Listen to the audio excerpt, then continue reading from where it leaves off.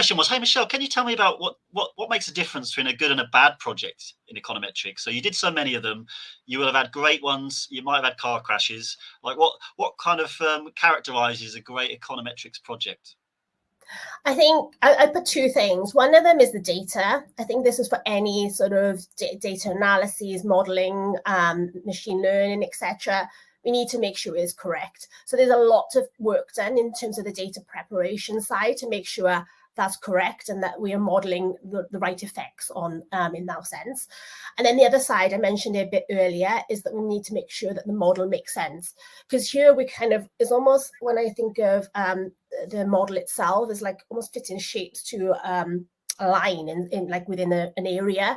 So you can fit any shapes that you want, but if it doesn't make any sense, then we can't use the information. So I think the sort of overview and looking at the model itself to make sure that what is spitting out makes sense is quite important as well.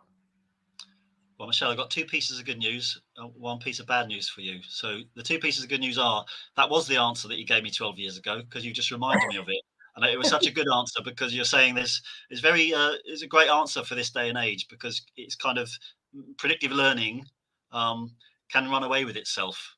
But you're really saying there needs to be this collaboration of like, hey, does this make sense? Is that data real? Am I interpreting it correctly? So I think you're describing a high degree of collaboration around a modeling project, which can be a bit different to sometimes data science, which is crazy technical, happening in the basement or something like this.